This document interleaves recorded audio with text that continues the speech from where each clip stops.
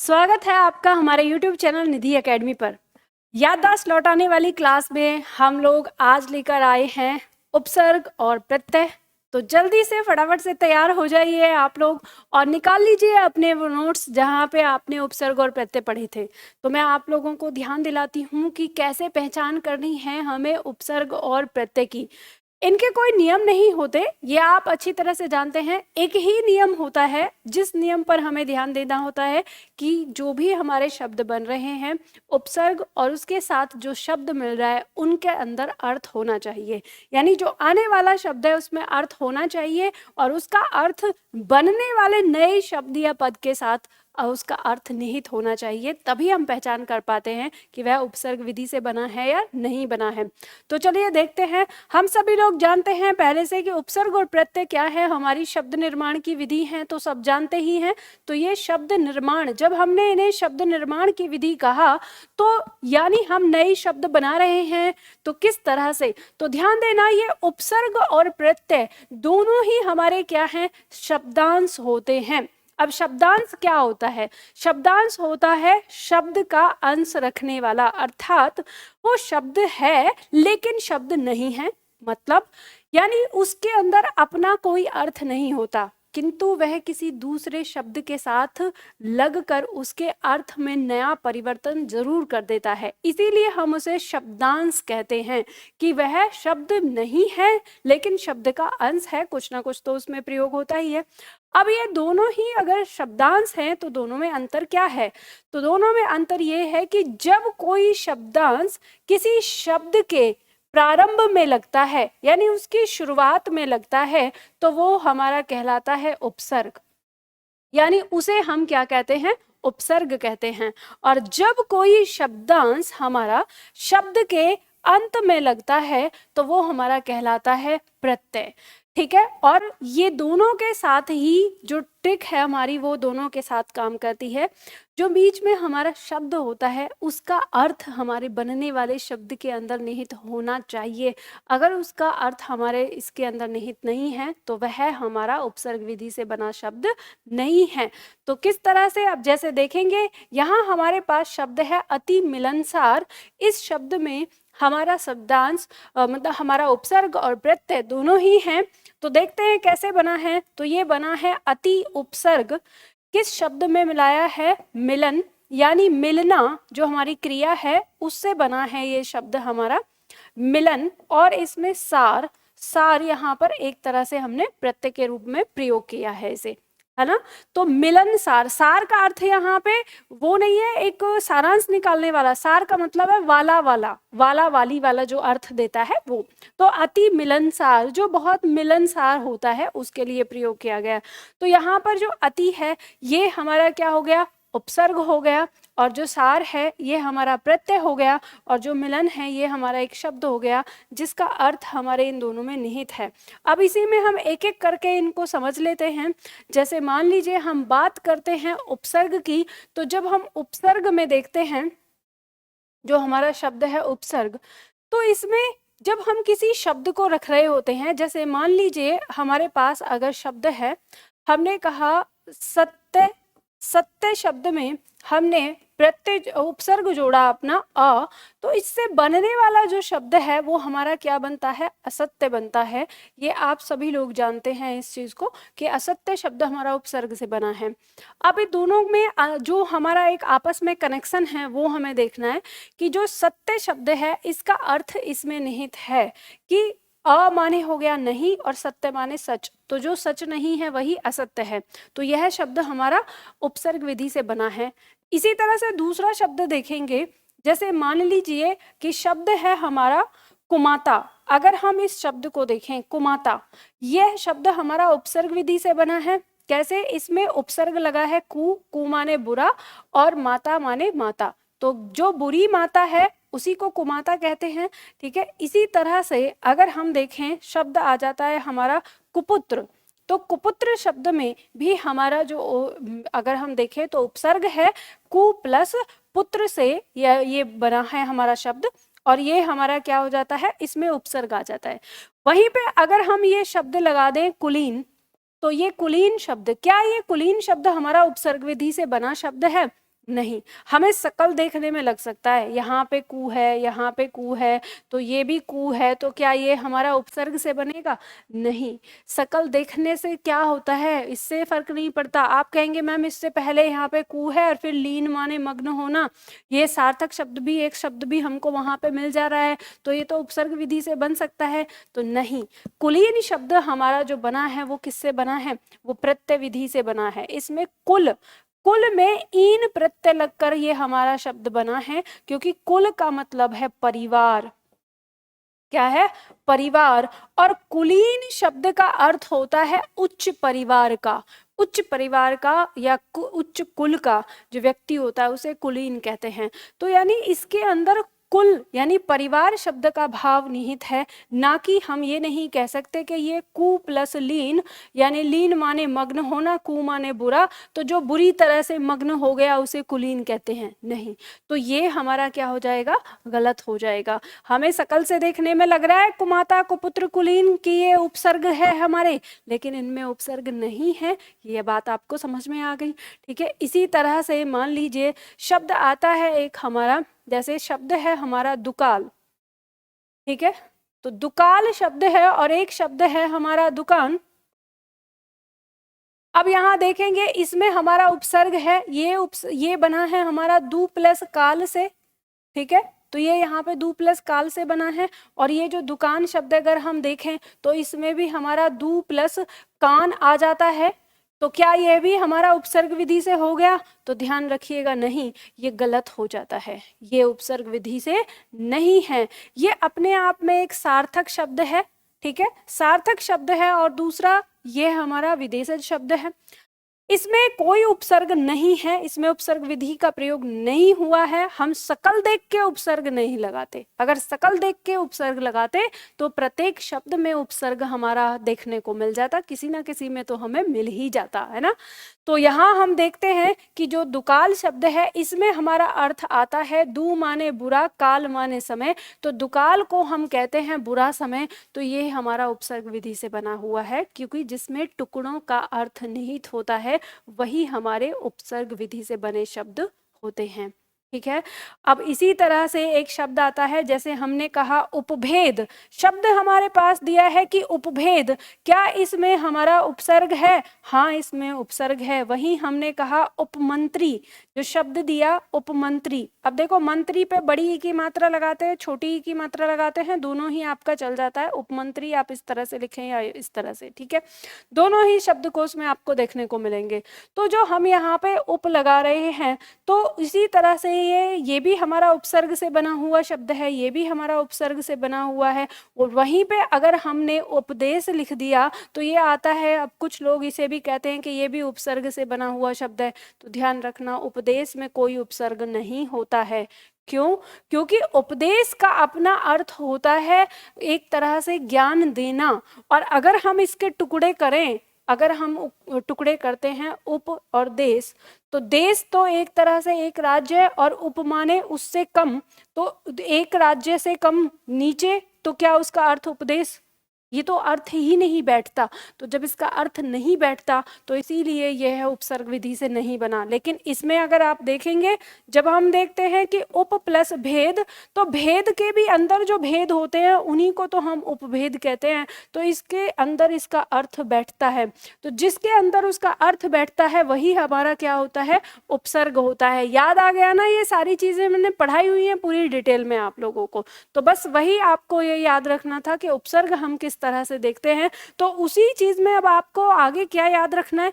आपको याद रखना है कि संस्कृत के उपसर्ग हमारे कौन कौन से हैं, ताकि आप उन शब्दों में उसके मूल शब्दों और उन टुकड़ों को पहचान कर उसके अंदर आने वाले जो उपसर्ग हैं उनकी पहचान कर सको।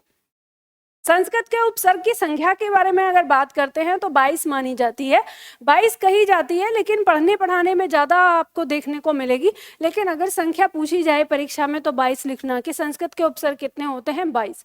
अब इसमें कौन कौन से हैं उपसर्ग? है हमारा अ, अति, अधि, अनु, अन, अप, अभि, अव, आ, उत, उप, दुर, दुष, दुहु, नी, निर, निहि, निश, परि, प्र, प्रति, वि, सत, सम, शम, सु। ध्यान रखना, एक सब में हल लगा हुआ है, एक में हल नहीं लगा हुआ है, दोनों हमारे संस्कृत के आते हैं, ठीक है, दोनों ही हमारे उपसर्ग की श्रेणी में रहते हैं।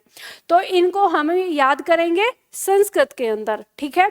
अब वहीं पे हम आगे बढ़ते हैं, आता है हमारा हिंदी के उपसर्ग। हिंदी के उपसर्ग की जब हम बात करते हैं तो हिंदी के उपसर्ग की संख्या जो है वो 10 से 13 तक मानी जाती है, कि 10 से 13 होते हैं। अगर संख्या एक पूछी जाए तो 13 आपको लगाना है। और इसमें हमारे कौन कौन से होते हैं, तो इसमें अ, अन, अध, उन, औ, कु, स, क, सु, नी, तु, पिन, भर, ये हमारे हिंदी के उपसर्ग आ जाते हैं। तो इनमें हम हिंदी के उपसर्ग देखेंगे, ठीक है, इन्हें याद करना है। बात आती है उर्दू के उपसर्ग की, तो उर्दू के उपसर्ग की संख्या की अगर बात आएगी तो आपको 19 संख्या लगानी है। पढ़ने के लिए आपको 14 ही मिलेंगे। यहाँ पे आपको ऐसे कि उर्दू के कितने उपसर्ग होते हैं, तो 19 इनकी संख्या को दिया गया है किताबों में। कहाँ दिया जाता है, कैसे दिया जाता है, भाई पता नहीं। पढ़ने को आपको ये 14 ही मिलेंगे। कौन कौन से? कम, खुश, गैर, दर, ना, ब, बा, पर, पद, पे, ला, सर, हर, हम।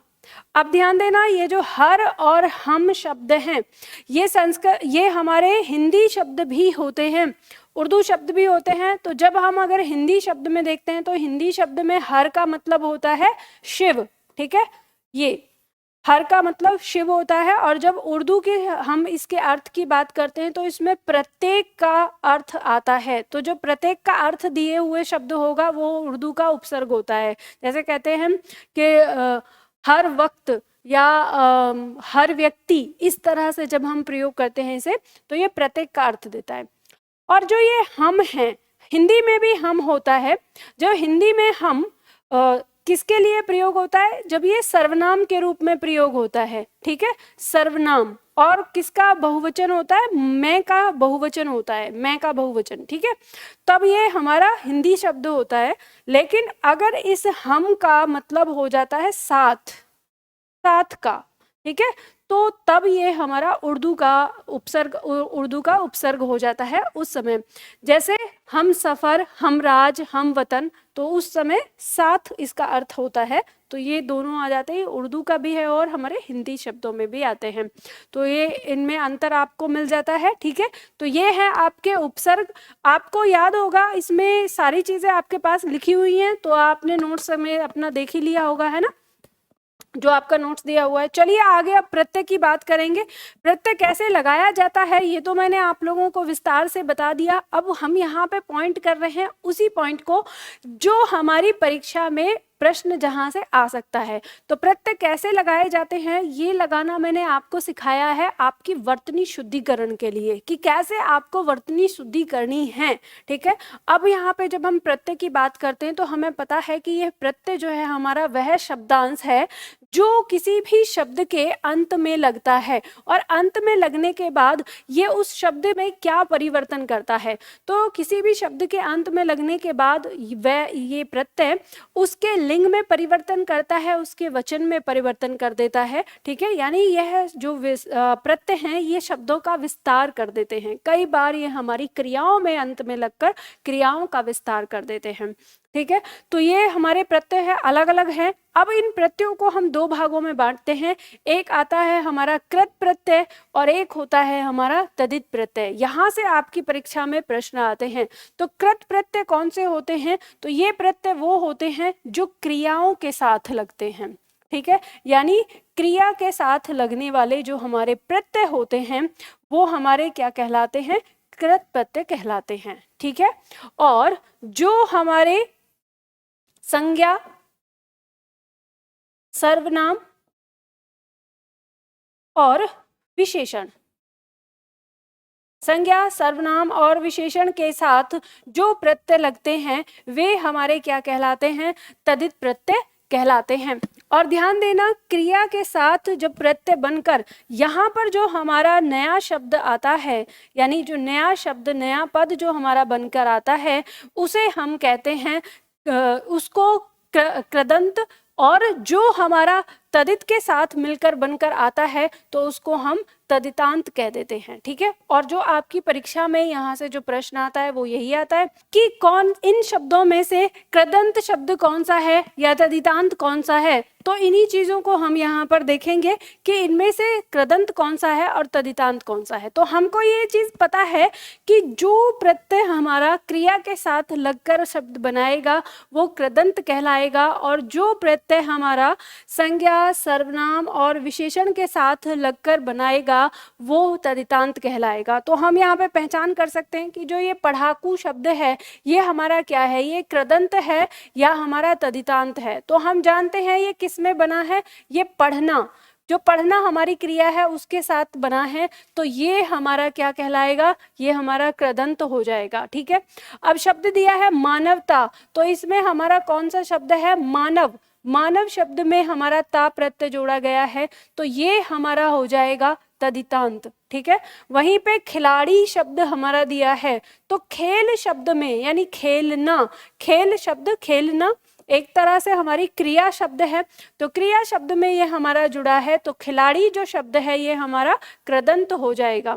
वहीं पे मिठास शब्द है जो किसमें जोड़ा गया है, प्रत्यय मीठा यानी विशेषण में जोड़ा गया है तो मिठास हमारा तदितांत हो जाएगा। ठीक है, उसी तरह से तैराक शब्द हमारा दिया है जो तैरना, तो यहाँ पे तैरना क्रिया है तो तैराक हमारा कृदंत हो जाएगा। ठीक है, उसी तरह से लोहार शब्द दिया है जो किससे बना है, लोहा यानी संज्ञा शब्द से बना है। लोहा शब्द में हमने आर प्रत्यय जोड़ने पर तो ये हमारा तदितांत हो गया। ठीक है, अपनापन, ये अपनापन जो किस में जुड़ा है, हमारा अपना शब्द में जो सर्वनाम है तो अपनापन ये हो गया हमारा जो कहलाएगा तदितांत कहलाएगा। ठीक है, तो संज्ञा या सर्वनाम या विशेषण में जुड़ने वाला। और भुलक्कड़ शब्द है ये किस में बड़ा जुड़ा है हमारा, तो भूलना, तो भूलना क्रिया के साथ ये हमारा बना है तो भुलक्कड़ क्रिया हो गया तो ये हमारा कृदंत हो जाएगा। तो आपको ये बात समझ में आ गई, इस तरह से आपके उपसर्ग और प्रत्यय हो जाते हैं। ठीक है, तो आराम से अब सारी चीजें आपको याद आ गई होंगी जो मैंने आप लोगों को पढ़ाया है, जो समझाया है, तो इसी तरह से याद करते रहिए। अगर आपको ये पीडीएफ लेनी है, जैसे छात्र ने कहा कि मैम पीडीएफ मिल नहीं रही है, तो पीडीएफ आपको कैसे मिलेगी वो मैं बता रही हूँ, ध्यान से समझ लीजिए उस चीज को। जो एप्लीकेशन है, जब आप एप्लीकेशन को ओपन करते हैं तो यहाँ पे आपको जो दिखेगा ना, ये जो हमारा YouTube का ऑप्शन दिख रहा है यहाँ पर, ये एप्लीकेशन पर, ठीक है, तो ये YouTube का ऑप्शन जो आपको दिख रहा है इस पे आप क्लिक करेंगे तो आपको ये पहला ऑप्शन आपको दिखता है यहाँ पे चैनल 1 जो निधि एकेडमी के नाम से दिख रहा है। जैसे ही आप इस पे क्लिक करेंगे इसके ऊपर में ही सुबह एकदम से बिल्कुल ऊपर ऊपर में ही आपको ये लिखा हुआ है याददाश्त लौटाने वाली क्लास। यहीं पे आप जब जाएंगे तो सारी वीडियोस आपको यहाँ पड़ी हैं। अब जो ये वॉच है इसकी बगल में ये पीडीएफ का जो आइकन आ रहा है यहाँ पे, जैसे ही आप क्लिक करेंगे तो आपको पीडीएफ यहाँ पे मिल जाएगा। सारे वीडियो में आपको ऐसे ही ये आइकन दिखेगा, जितनी भी वीडियो यहाँ पे पड़ी होंगी, ठीक है, तो सारी वीडियो आपको वहाँ पे दिखती है, तो यहाँ से आपको ये पीडीएफ मिल जाएगी। बात समझ में आ गई? तो चलिए आज के लिए हम इतना ही करते हैं, फिर मिलते हैं हम अगली क्लास में अगले टॉपिक के साथ।